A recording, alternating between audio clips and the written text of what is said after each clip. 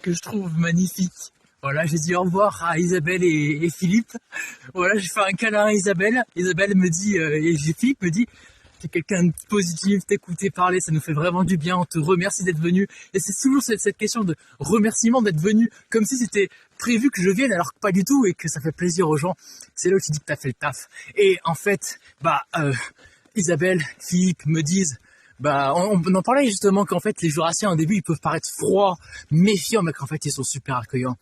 Et ces sourires. Et en fait ça me fait du bien parce que même moi j'étais ému parce que ils m'ont vu tout doucement partir. Ils étaient sur leur banc devant leur chalet. Ils m'ont vu regarder et dans les yeux d'Isabelle j'ai senti déjà juste en la voyant hier. Quand j'ai ouvert la porte, la première porte à laquelle j'ai toqué, j'ai compris qu'Isabelle allait m'héberger avec Philippe. Et Philippe et Isabelle, c'est un couple incroyable. Et grâce à eux, je pars à Saint-Claude. Et j'ai une adresse chez Zozo que tu pourras m'héberger. Certainement.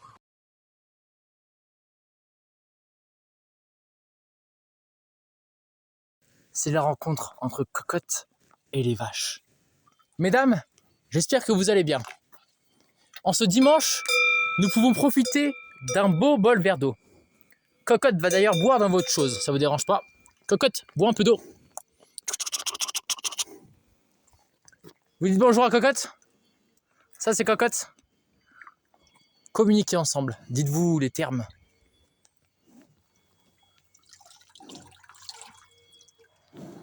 Ces vaches sont magnifiques.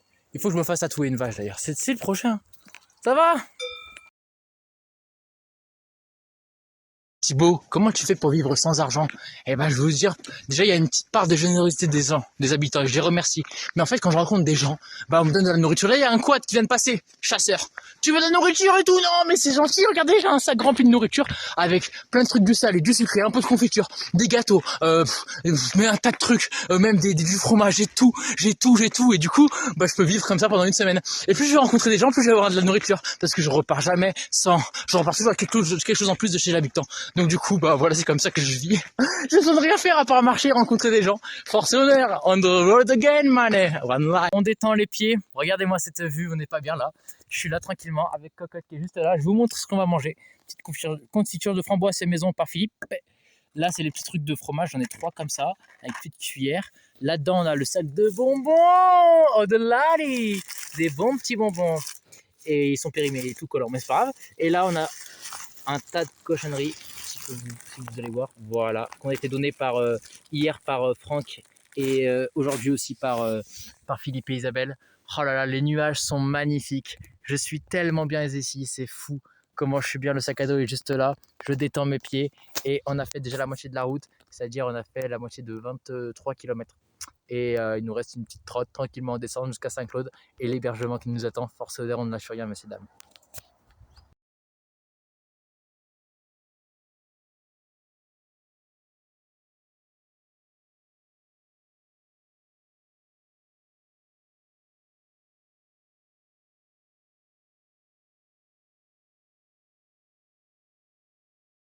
J'ai rien contre les vues, mais moi c'est les routes. Ce sont les routes qui me font peur. Avec Cocotte, on est là, on se chie dessus parce que les voitures arrivent à une vitesse folle.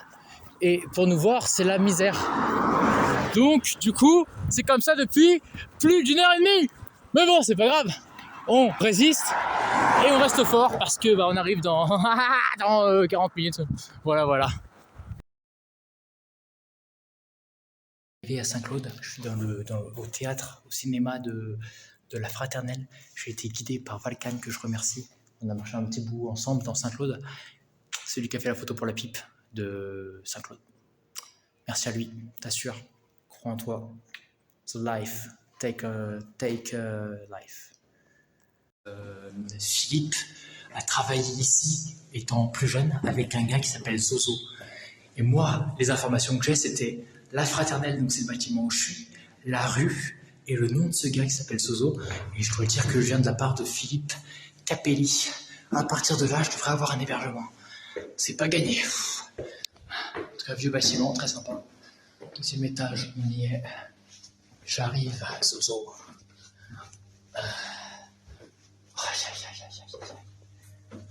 Ça doit être là. Tour des réveils avec la caméra, ça c'était génial. Mais on va le faire. Je suis dans mon duvet, dans ma chambre. Derrière, on entend la musique. C'est Zozo, il a sorti la musique et c'est un fou. Il met du son à fou.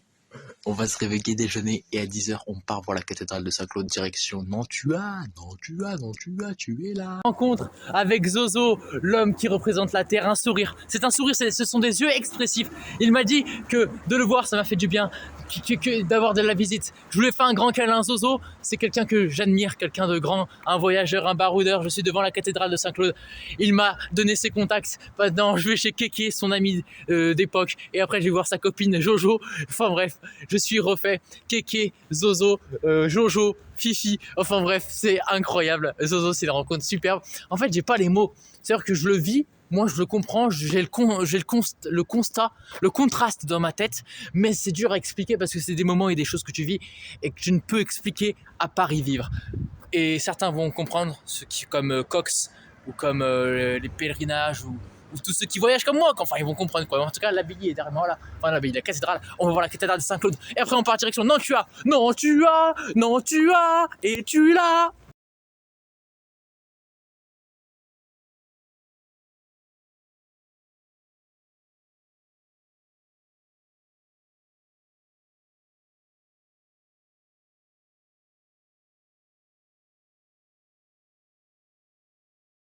Dans un sacré village, en plein milieu des montagnes. Oh, regardez là, c'est là-bas, c'est la forêt qu'on va aller. On va aller de l'autre côté là-haut. On va pour 3 heures de marche, de grande montée. Là, je vais essayer de trouver un café et me poser pour manger un bout. Regardez-moi cette maison, elle est magnifique. Franchement, je sais pas où je suis arrivé. Il y a un banc là, c'est super. Je crois que je vais me poser là, je vais demander un café dans les habitations autour. C'est magnifique. Ah, il y a la mairie qui est là. Magnifique, magnifique, magnifique.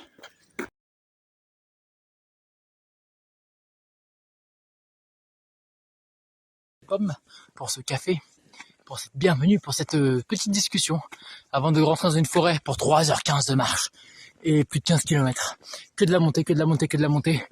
Mais peut-être qu'un hébergement nous attend ce soir chez Kéké. Heureusement que j'ai récupéré de l'eau juste avant de partir. Les chemins, vous vous rendez pas compte à la caméra, mais c'est raide. Hein. Mais j'adore ça. J'adore la montée. C'est mieux que la descente, la montée d'ailleurs. Si on avait le choix entre que la montée ou que la descente ou le plat, je prendrais que la montée.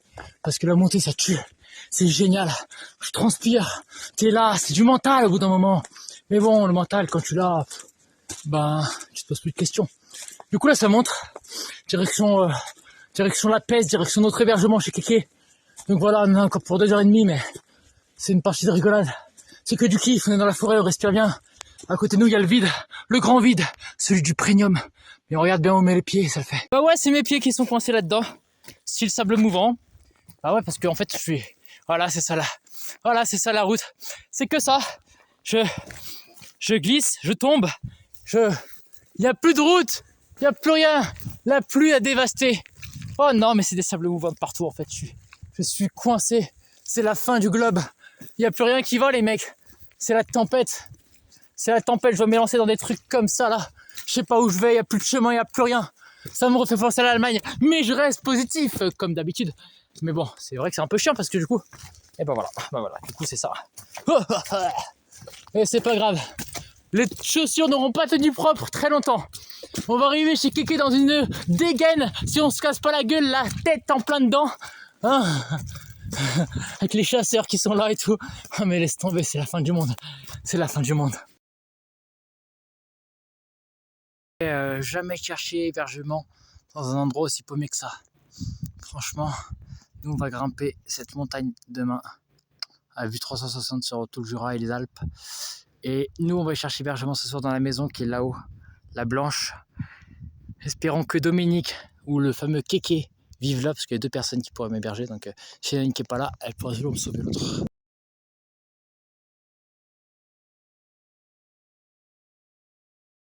Je suis devant chez Kéké. Il y a un chien derrière moi. Bon, il m'a accueilli. Au début, j'ai eu peur, mais j'ai senti qu'il était gentil. Voilà, je suis devant l'entrée de chez Kéké. Il y a l'air d'avoir du monde. Il y a des vannes aménagées. Il y a un camping-car plus loin. Double Twingo et un Scénic. Mais bon, quelques fleurs. Cocotte qui est là. Cocotte aussi, ça demande où on est quand même. Hein. Mais il n'y a personne. J'ai beau dire bonjour et répéter, personne n'arrive. Alors, en attendant Kéké ou quelqu'un, on va attendre sur cette chaise. Le chien a l'air cool, mais je vois qu'il me surveille.